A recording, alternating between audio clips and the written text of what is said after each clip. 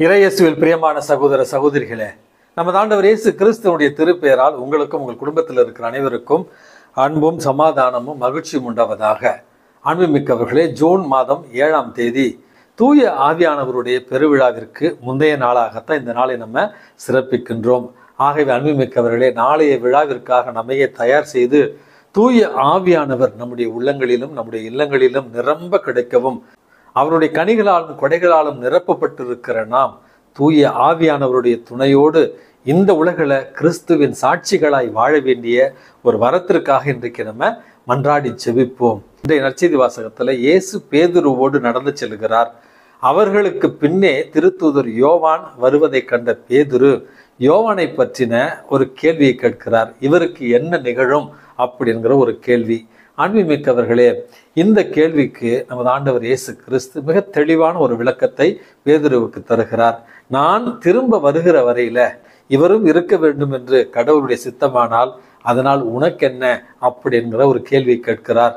இந்த கேள்வியில 2 பாடங்களை நம்ம புரிந்து கொள்ளலாம். அன்புமிக்கவர்களே, முதலாவது, நம்முடைய வாழ்க்கையில கிறிஸ்துவை பின்பற்றுவதற்கான அழைப்பு என்பது தனி ஒரு மனிதருக்காக தனிப்பட்ட முறையில் கொடுக்கப்பட்டிருக்கிறது. நான் ஒரு கிறிஸ்தவனாக கிறிஸ்தவ அழைப்பில் இயேசுவனுடைய ஒரு குருவானவராக இந்த குருத்துவத்தில் புனித தொன்போஸ்கோவனுடைய பாணியில் ஒரு சலேசியராக ஏழையோர் பணியும் இளையோர் பணியை மாற்றுவதற்காக நான் என்னுடைய அழைப்பை ஏற்றிருக்கிறேன். இந்த செய்தியை கேட்டுக்கொண்டிருக்கிற ஒவ்வொருவரும் ஒரு குடும்ப தலைவராக இருக்கலாம், ஒரு குடும்ப தலைவியாக இருக்கலாம், அர்ப்பணிக்கப்பட்ட ஒருவராக இருக்கலாம், ஒரு அருட்சகோதரியாக இருக்கலாம், அல்லது ஒரு மறைமாவட்ட குருவாக இருக்கலாம். இறைவன் ஒவ்வொருவருக்கும் தனிப்பட்ட விதத்தில் அவரை பின்பற்றுவதற்கான அழைப்பை கொடுத்திருக்கிறார். அந்த அழைப்பில் பிரமாணிக்கமாக இருந்து இயேசுவை மிக நெருக்கமாக பின்பற்றத்தான் இறைவன் நமக்கு அழைப்பு விடுக்கிறார். 2வது செய்தி என்பது மற்றவர்கள் நம்மை பற்றி என்ன நினைக்கிறார்கள் என்கிற ஒரு கவலை, அல்லது நாம் எப்பொழுதும் மற்றவர்களை பற்றி என்ன நினைக்கிறோம் என்கிற ஒரு பெரும் சுமை தான் இந்த 2வது சிக்கலாக நம்ம இன்றைக்கு பார்க்கிறோம். அன்புமிக்கவர்களே, பேதுரு இவருக்கு என்ன நிகழும் என்று இயேசுவுக்கு நெருக்கமாக இருக்கிறவருக்கு நல்லது நிகழுமா அல்லது தீமை நிகழுமா அப்படிங்கிற ஒரு கண்ணோட்டத்தில் தான் ஒரு கேள்வியை கேட்கிறார். எனக்கு ஒரு நிகழ்ச்சி நினைவுக்கு வருகிறது. கடவுளிடத்துல ரொம்ப நாள ஜெபித்ததற்கு கடவுள் ஒருவனுக்கு நேரில் தோன்றி உனக்கு என்ன வர வேண்டுமானாலும் கேள் அப்படி என்று சொன்னாராம். ஆனால் அந்த வரத்தோடு ஒரு கண்டிஷனும் சொல்லுகிறார் கடவுள். மகனே, நீ எதை கேட்டாலும் அது 2 மடங்காக உனக்கு அடுத்து இருப்பவன் உன் பக்கத்து வீட்டுக்காரனுக்கு கிடைக்கும்.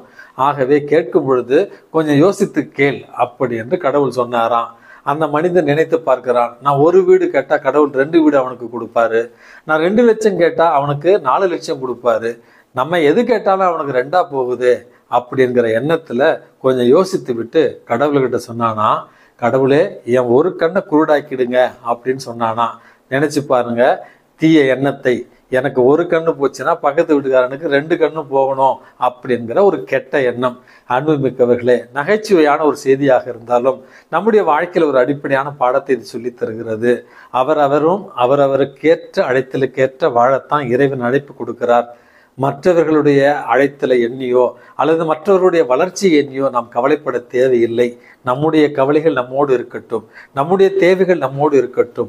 எல்லா சூழல்களிலும் மற்றவர்கள் நன்றாக இருக்க வேண்டும் என்கிற எண்ணத்தோடு பிறருக்காக ஜெபித்து பிறர் நலனில அக்கறையோடு வாழுகிற பொழுது இறைவனுடைய ஆசீர்வாதம் உங்களுக்கும் எனக்கும் நிரம்ப கிடைக்கும். ஆகவே பொறாமை இல்லாத நல்வாழ்வு வாழ இறைவன் நம்மை தூண்டுவாராக. எல்லாம் வல்ல இறைவன் தந்தை, மகன், தூய ஆவி உங்களையும் உங்கள் குடும்பத்தில் இருக்கிற அனைவரையும் நிறைவாக ஆசீர்வதித்து பாதுகாத்து வழி நடத்துவாராக. ஆமேன்.